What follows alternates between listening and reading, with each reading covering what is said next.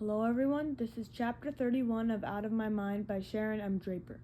The air felt thick and damp, like the silence that followed to the screaming and crying and sirens.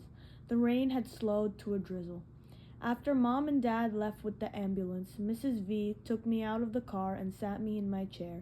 She placed the soggy, filthy doodle on my tray. "I found this under the car," she said, her voice shaky. I touched it and burst into tears. As she rolled me to her house, she said, We're gonna clean up Doodle and have him waiting for Penny when she comes home. You hear?" I couldn't tell if she was trying to convince me or herself. I felt dizzy and nauseous. I could not stop shaking. After changing my clothes into warm, dry sweats, she switched the radio to an easy listening station and turned the volume down low. The only color I heard was gray. Mrs. V stood behind me, gently rubbing my shoulders. "Are you hungry?" she asked. I shook my head no. She continued to massage my back and shoulders until we both could feel the tension slipping away. "I'm going next door to get your Medi-Talker and the dog," she said. "You want anything else?" I shook my head and continued to listen to the tones of smoky gray. When she got back, Butterscotch seemed nervous. She kept pacing and sniffing as if she was looking for something. "I think she's looking for Penny," Mrs. V said. "Dogs, no." She hooked up Elvira to my chair and switched it on. But there was nothing either of us could say. "It's not your fault, you know," she said finally. I shook my head forcefully. Mrs. V should know better than to say stuff just to make me feel better. "I mean it, Melody. It is not your fault." "Yes, it is," I replied on my talker. I turned the volume up loud. Mrs. V walked around to where I could see her, leaned down until her face was just inches from my own. "You did your best to warn your mother. You should be proud of yourself." "Not proud enough. Not enough," I typed. "Sometimes things happen that are beyond our control, Melody.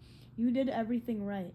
The guilt bubbled up. Then, "I was mad at Penny." I typed slower than usual. "Penny knows you love her," she said. Tears slid down my cheeks. Made Mom take me to school." "So what? The fact that you insisted on going to school, even after what happened to you yesterday, shows you are a strong person, a better person than anyone else there. I'm proud of you for that." "Don't be. I'm sure Penny will be just fine," Mrs. V said. But her voice said otherwise. For the first time I could remember, Mrs. V sounded unsure. "Will she die?" I had to know. She was alive and breathing when the ambulance took her, so I'm going to believe that's still the case. Toddlers are very resilient, you know. I had to know something else. "Her brain messed up?" I asked. I had seen enough television shows on brain trauma to know it was possible. My classmate Jill had been in a car accident. I couldn't bear to see Penny like that. Mrs. V answered thoughtfully and honestly. "I suppose it's possible, but I pray that's not the case. 2 broken kids," I typed. Just the idea almost made me gag. "That's not gonna happen, Melody." But Mrs. V's voice wavered. I heard it. I was still for a moment. Then I typed, "It should have been me." "Huh? What do you mean?" "Nobody would miss me." "Now you just stop stupid talk like that. My whole world would fall apart if something happened to you. Your parents is as well." I'm not sure I believed her. I tilted my head. "Really?" I typed. "I plan to wear purple to your college graduation. Far away and very hard. Like the meaning, like making the quiz team." They left me. And they lost. I glanced out of her large picture window and watched the wet branches sway. How could I say it? I looked back at my talker and typed very slowly. "I want to be like other kids." "So you want to be mean and fake and thoughtless." I looked up at her angry face, then looked away. "No, normal." "Normal sucks," she roared. "People love you because you're Melody, not because of what you can or cannot do. Give us a little credit." "I want it to be yesterday."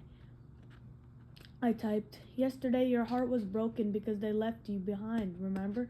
Rather have that than this." "I know, oh Melody, I know. I'm scared." "Me too." The silent room echoed our thoughts. I had a goldfish. He jumped out of his bowl, I typed then. I remember your mom telling me about that. Tried to save him. Couldn't. The phone rang then, startling both of us. I jerked in my chair. Mrs. V picked it up.